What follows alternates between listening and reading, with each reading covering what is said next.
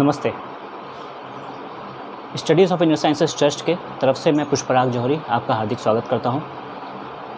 जैसा कि मैंने कल की वीडियो में बोला था कि मैं वैशाख के ऊपर एक वीडियो लेके आ रहा हूं, तो ठीक अपने कहे अनुसार मैं वैशाख पे एक वीडियो लेके आपके पास आया हूं।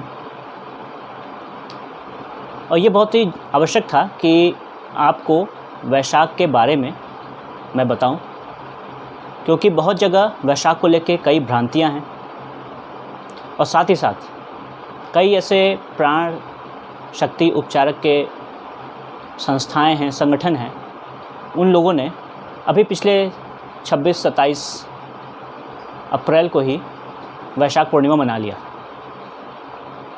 अब उन्होंने क्यों मनाया, कैसे मनाया, भगवान जानता है। और साथ ही साथ उन्होंने किस बेसिस पे बनाया वो भी वही जानते हैं या उनके सीनियर्स जानते हैं।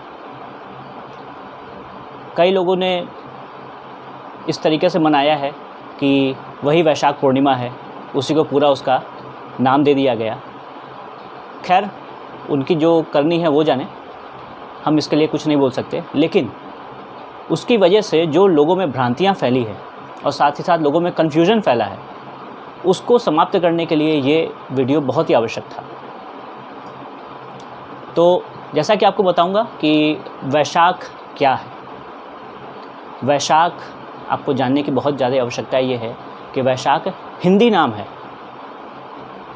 हिंदी नाम माह का, महीने का।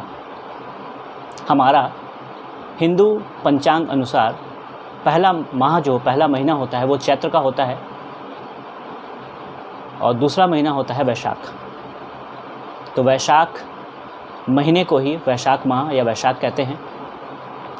और इस दिन पड़ने वाले वैशाख महीने के पूर्णिमा यानी कि वैशाख माह के 30 तारीख यानी कि फुल मून को ही वैशाख पूर्णिमा कहते हैं।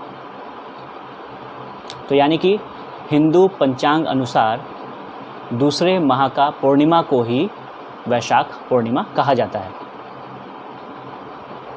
कभी कभी कई जगहों पे ये अप्रैल में पड़ता है, कभी मई में पड़ता है। इसको लेकर काफ़ी लोगों में दुविधाएं रहती है। तो पिछले वर्ष हिंदू पंचांग अनुसार अधिक मास था, तो अधिक मास की वजह से एक माह बढ़ा। एक माह बढ़ने की वजह से अभी कुछ दिन इसके भी बढ़ गए, जिसके वजह से इस बार थोड़ा लेट ये पड़ रहा है। इसी में लोगों में बहुत ज़्यादा कन्फ्यूजन हुई है। आखिर में आपको बताना चाहूँगी वैशाख पर्व क्या है। तो वैशाख पर्व के बारे में यही बताया जाता है कि इस दिन गौतम बुद्ध को ज्ञान की प्राप्ति हुई थी। और भी कई जगह बहुत सी चीज़ें बताई गई हैं। कई जगह ये बताया जाता है कि जितने भी अवतार रहे हैं वो ज्ञानगंज या शंभाला में आते हैं, वो पूरे संपूर्ण पृथ्वी पर अपने आशीष देते हैं। तो ये ऐसी चीज़ें बताई गई है। फ़िलहाल मैं इसको बिल्कुल नकार भी नहीं सकता और ये भी नहीं कहूँगा कि मैंने देखा है। तो इसलिए ये सभी आपकी सहमति पर और आपके सबके विवेक पर निर्भर करता है कि आप क्या मानते हैं। अब इसके साइंटिफिक यानी कि वैज्ञानिक तर्क पे आते हैं कि वैशाख कब है, क्यों है और उसके पीछे का दृष्टिकोण क्या है। ये बहुत ज़रूरी है इसको जानना, ताकि आप हर चीज़ को बिल्कुल सही तरीके से समझ पाएँ। क्योंकि हमारे गुरुओं ने भी कहा है कि जब तक आप किसी चीज़ को बिल्कुल सही तरीके से समझ न लें, उसे मानिए मत। और इसीलिए ये वैशाख के बारे में जानने के लिए आपको समझाने का मैं अपने तरीके से प्रयास कर रहा हूँ। हो सकता है आपको समझ में आएगा। अगर समझ में आता है तो अपना आशीर्वाद ज़रूर दीजिएगा और इस वीडियो को लाइक ज़रूर कीजिएगा और अपने लोगों तक ज़रूर पहुँचाइएगा जो वैशाख के बारे में जानना चाहते हैं। तो सबसे पहले हम आते हैं भौगोलिक दृष्टिकोण पे। वैशाख में भौगोलिक दृष्टिकोण होता क्या है। तो कई लोग ये कहते हैं इसके बारे में कि वैशाख में, अगर आप इंग्लिश की किताबों में कहीं आइए, कई जगह पे आइए, तो ये कहते हैं कि ये इसकी जो पूर्णिमा होती है वृष राशि की पूर्णिमा या टॉरस फुल मून। तो टॉरस फुल मून क्या है।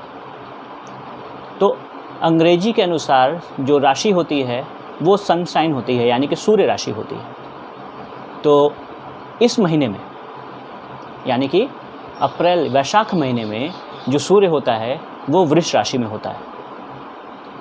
तो वृष राशि की जो पूर्णिमा पड़ती है उसे वृष पूर्णिमा कहते हैं, टॉरस फुल मून कहते हैं। कुछ लोग इसको वृश्चिक स्कॉर्पियन फुल मून भी कहते हैं। क्यों? क्योंकि जो लोग चंद्र राशि से मानते हैं, तो चंद्र राशि से चंद्र जो राशि पड़ती है वो जो उस पर फुल मून होता है, जब वो चंद्रमा वृश्चिक राशि में होता है तब उसे वृश्चिक का फुल मून यानी कि वृश्चिक पूर्णिमा कहते हैं। और ये दोनों ही संयोग वैशाख में होता है। और मज़े की बात, पिछले माह जो लोगों ने पूर्णिमा मना लिया वैशाख पूर्णिमा, उसमें ये दोनों ही नहीं था, क्योंकि उस वक्त सूर्य मेष राशि का यानी कि एरीज का था और जो चंद्रमा था वो लिब्रा यानी कि तुला का था। तो उस केस में भी ये वैशाख पूर्णिमा नहीं हुआ। अब आते हैं इसकी उच्च राशि नीच राशि पर। इसका एक वैज्ञानिक दृष्टिकोण भी आप ध्यान से देखिए, इसको समझने का प्रयास कीजिए कि जो वैशाख पूर्णिमा है ये आखिर इसका इतना महत्व क्यों है। हर धर्म में, हर संप्रदाय में, खासकर बुद्ध में, बौद्ध में, हिंदू में, ये सभी एक ही हैं, चाहे सिख हो, हर जगह इसका महत्व क्यों बताया गया है, ये बहुत समझने की आवश्यकता है। चंद्रमा को जैसे हम जानते हैं, चंद्रमा की हर पूर्णिमा पे चंद्रमा पे लोगों का एक मन का असर होता है। हर ग्रह की अपनी उच्च राशि होती है, नीच राशि होती है। उसी तरीके से चंद्रमा की भी अपनी उच्च राशि और नीच राशि होती है। इसको हम खगोलीय घटना भी कह सकते हैं और ये हमारे जीवन पर कितना असर डालती है वो भी इस पर ध्यान दीजिएगा आप, कि चंद्रमा जो होता है वो मन का कारक होता है। और मन यानी कि हमारा मन जो होता है, तो वृष राशि जो होती है, वृष राशि यानी कि जब चंद्रमा वृष राशि पे होता है तो उच्च स्थिति में होता है, और जब वृश्चिक राशि में होता है तो अपनी नीच स्थिति में होता है। तो आप खुद इसको आप आकलन करें कि जब आपका मन बिल्कुल ऊंचा हो, आप बहुत ही अच्छा फील करें, बहुत ही जब पॉजिटिव सोचें, बिल्कुल पॉजिटिव रहें पूर्ण रूप से, तो आप कैसा महसूस करेंगे। और उसी प्रकार नीच राशि यानी कि जब बिल्कुल ही आपका मन डाउन हो, आप बिल्कुल ही निगेटिविटी से भरपूर हो, तो आप कैसा महसूस करेंगे। तो इसीलिए हमारे शास्त्र में 2 पूर्णिमा का सबसे ज़्यादा महत्व कहा गया है। पहला शरद पूर्णिमा, दूसरा वैशाख पूर्णिमा। शरद पूर्णिमा में चंद्रमा अपने उच्च राशि में होता है, यानी कि पूर्णिमा जो पड़ती है चंद्र अपने उच्च राशि में होता है। इसीलिए वो कहा गया है कि अमृत वर्षा होती है उस वक्त चंद्रमा सबसे करीब होता है पृथ्वी के, उस वक्त अमृत वर्षा होती है। उस वक्त जो बैठेगा उसको अच्छा स्वास्थ्य मिलेगा। तमाम सी बहुत सी चीज़ें हैं, लोग खीर बना के रखते हैं अपने पेड़ों घर पे, बहुत सी चीज़ें करते हैं। उस दिन ये भी कहा जाता है कि अगर उस दिन चंद्रमा की रोशनी में सुई में धागा डाला जाए तो आपकी आंखें मजबूत हो जाती हैं, आंखें की रोशनी अच्छी हो जाती है। ठीक उसके विपरीत वैशाख पूर्णिमा, जिस वक्त पूर्णिमा यानी कि चंद्रमा अपने नीच राशि में होता है, तो उस वक्त मन की स्थिति बहुत ही विचलित करने वाली होती है। लोग निगेटिविटी से भरे हुए होते हैं और चारों ओर का माहौल निगेटिविटी से भरपूर होता है। तो उस वक्त मन की स्थिति क्या होगी? तो उस दिन जो मन की स्थिति होती है उसके लिए यही कहा गया है कि जब आप ध्यान करें, जब आप अपने मन को कंट्रोल कर लें, तो उस दिन आप सबसे अच्छे माने जाते हैं। इसी पे हम बात करते हैं कि इसके दिन ध्यान का महत्व क्या है।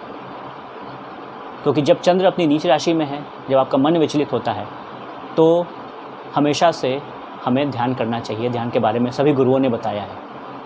पूर्णिमा के दिन खासकर ये कहा गया कि हमारा मन विचलित होता है। जितने भी साइकोलॉजिकल पेशेंट्स होते हैं, आप उन पर कभी ध्यान दीजिए कि जैसे जैसे पूर्णिमा पास आती जाती है, उनके अंदर का विचलित जो स्थिति है वो आगे बढ़ती जाती है और अधिक वो परेशान होते हैं। और जैसे ही जैसे पूर्णिमा दूर जाती है वो ठीक होते जाते हैं। ये कई जगह देखने को मिला है, ये कई रिसर्च में, कई जगह लोग देखते हैं, इसको मानते भी हैं। तो जब ये ऑब्वियस ही बात है, जब ये नीच राशि में चंद्रमा है तो लोगों को मन को विचलित करता है, निगेटिविटी फैलाता है। तो ये एक विपरीत अवस्था है। और इस समय जो ध्यान करता है ये बिल्कुल उसी प्रकार ध्यान के बराबर हुआ जब आप बहाव के साथ न चलें, जब आप बहाव का विपरीत तैरें। और जब आप बहाव के विपरीत तैरते हैं तो आप सच्चे तैराकी कहलाते हैं, तैराक कहलाते हैं। यानी कि जब आप निगेटिविटी में पॉजिटिव चीज़ को खोजते हैं, उस पर प्रेशर लगाते हैं, उस पर दम लगाते हैं, उस पर अपनी साधना लगाते हैं, तो आप अच्छे तरीके से ज्ञान की प्राप्ति करते हैं, उसके अच्छे तरीके से मन को कंट्रोल कर सकते हैं। और ये बुद्धिज़्म में भी कहा गया है, हमारे सभी शास्त्रों में कहा गया है कि मन को अगर हमने साध लिया तो हम सच्चे साधक बन सकते हैं। और ये बिल्कुल फैक्ट है, बिल्कुल सही है कि वैशाख पूर्णिमा के दिन अगर हम ध्यान करते हैं और उस दिन हमारे ज्ञान चक्षु खुलते हैं, हमारे क्राउन, हमारे हार्ट यानी कि हमारा सहस्रार, हमारा हृदय अनाहत खुलता है, तो हम ईश्वर के सच्ची आशीष को, उनके प्रेम को प्राप्त करते हैं। और इसीलिए वैशाख का बहुत बड़ा महत्व है हमारे जीवन में, जिससे कि हम इसे करें और इसे करके अपने जीवन को संपूर्ण रूप से आगे बढ़ाएं। तो आइए इस 26 मई को हम साथ में ध्यान करते हैं। आप सभी आमंत्रित हैं हमारे साथ ध्यान करने के लिए। यदि आप किसी भी प्रकार की सहयोग चाहते हैं ध्यान के लिए, या जो भी आपके प्रश्न हो, आप डिस्क्रिप्शन पे दिए गए लिंक पे या नंबर पे हमसे संपर्क कर सकते हैं। हम आपके लिए पूरे तैयार हैं, आपके सहयोग के लिए, आपके सभी सवालों के जवाब देने के लिए। और आपकी हम चाहते हैं कि सारी कन्फ्यूजन दूर हो, चाहे वो आध्यात्म हो, चाहे वो प्राण शक्ति उपचार हो। तो आइए साथ में ध्यान करते हैं 26 मई को, समय 4:30 बजे जूम पे मिलेंगे। और साथ ही साथ संपर्क में रहिए ऐसी वीडियो के लिए। बहुत बहुत धन्यवाद। नमस्ते।